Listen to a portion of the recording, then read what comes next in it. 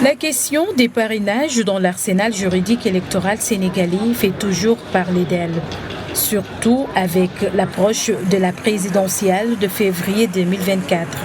Les opérations de collecte des parrainages ont débuté depuis fin septembre dernier, mais l'engouement n'est pas encore au rendez-vous, selon certains analystes politiques.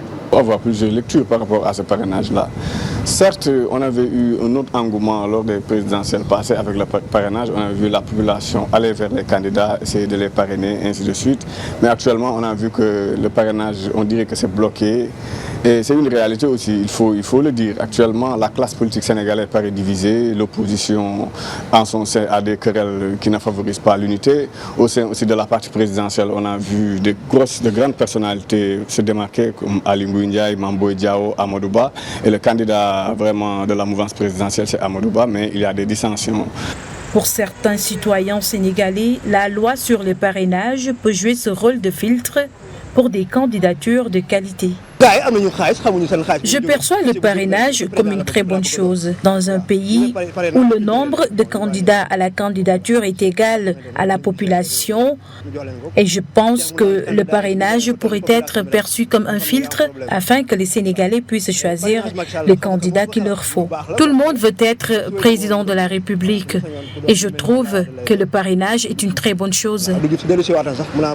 Le parrainage pourrait également être perçu comme un test de représentativité pour les candidats. Pour cette année, le parrainage optionnel est venu s'ajouter à la méthode initiale.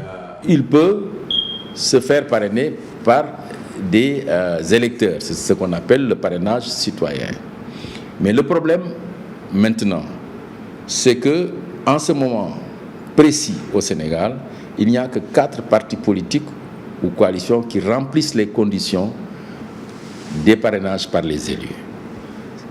Il faut 13 députés. Il n'y a que PASTEF qui a plus de 13 députés, APR, Taxawu Sénégal et le PDS. Étape incontournable avant d'aller à l'élection présidentielle de février 2024. La campagne de collecte des parrainages s'est ouverte le 27 septembre dernier. Elle va durer 2 mois, le temps pour les candidats d'engranger le soutien d'au moins 6% du fichier électoral ou bien de recueillir suffisamment de parrainages d'élus, soit 13 députés ou 120 maires et présidents de conseils départementaux.